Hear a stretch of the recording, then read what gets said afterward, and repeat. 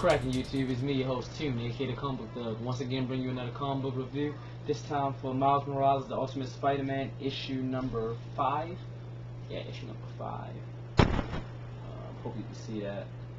Let me try to get closer.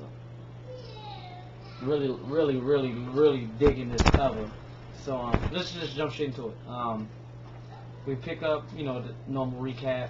But we pick up where last issue ended with after the fight with the Goblin, both Spider-Men are surrounded by the police, and they're telling them to take off their masks and lay on their stomachs.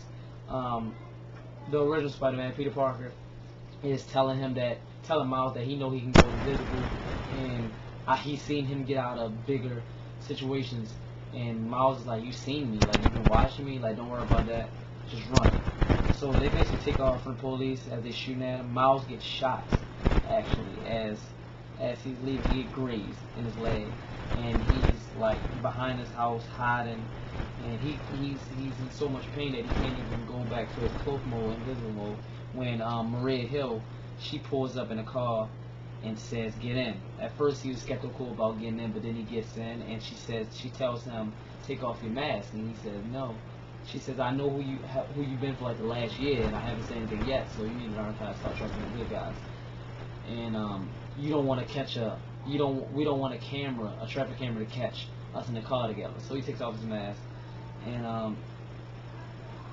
then and as they driving, and we go to a building in New York, of course, and we see two brothers arguing, and it turns out that they're the robot spider guys that's been like stealing things, like on a list. And it comes to find out it's not their list, it's somebody else's list. Because one brother wants to get out, and he says, "If you're out, you got either I or you got to tell him." I don't know who him is yet, but he's basically saying, he doesn't take disappointment very well.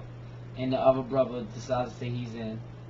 And because they said, while with all this Spider-Man thing going on, this would be all the police be looking for them, so this would be the perfect time to get another thing off the list. So we go back to Maria Hill and Miles, and she's bandaging him up as he called Grank to make sure to tell Grank he's okay. So she basically says, tell her everything. She's talking to Miles, like, tell her everything that has happened led up to this point. So they're talking, and we go to John Jameson's apartment, and John Jameson's apartment, and he's on the phone with one of who's on the phone with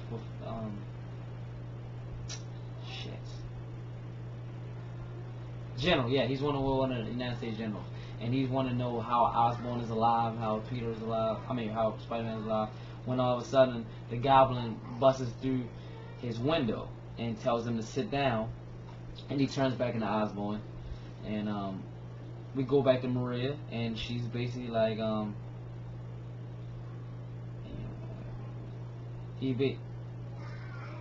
she basically saying we need to find Peter Parker. That was it. That was just a one shot. That we go to the Robot Brothers, and they breaking into another building, into the evidence department to steal something else. That was pretty much that.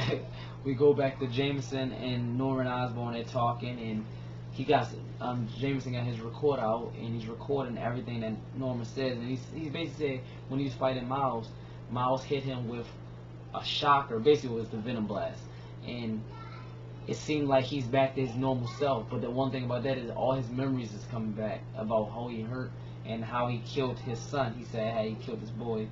And Jameson asked that where he's been. He said in the SHIELD custody. He knows that. And basically, as they talking, he asks Norman, "Are you done killing?" He says, "I'm not done until I burn every single one of them." But in the middle of as he's talking, Jameson pulls out a gun and shoots him. Well, he lets off a shot. They don't show if he shot him, so he lets off a shot. So then the final page after that, we're in Queens, New York, at MJ's house, and Miles knocking on her door, and he asks, "Is Peter Parker there?" And she says, "Go away." And then Peter walks up and says, "Let him in. He deserves answers." And that's how it ends. So I'm guessing this is the real Peter Parker. So I'm guessing they brought him back to life. I don't really like that because now I'm trying to figure out if they want to keep this Peter Parker in Miles' comic, because this is Miles' own comic, or if they want to like bring back the Ultimate Spider-Man comic. I'm kind of confused on. I don't like that they bring him back to life, and it's starting to look like this is the real Peter Parker. So it just in this universe, Miles was the main focus, and it's going to be hard for him to be the main focus with Peter Parker back. That's what I'm saying, and I'm a big Miles Morales fan. But all in all, it was a good comic. Spider-Man, Ultimate Spider-Man issue number 5. Great cover, like I said again. I can't wait to issue 6. It doesn't say when it come out, but hopefully it's within the next 2 weeks. I hate when I get into a book and it takes like a month for it to come out. So that's it. That's pretty much it. If you read this comic, let me know in the comments below. What did you think about it? How do you feel about Peter Parker being back?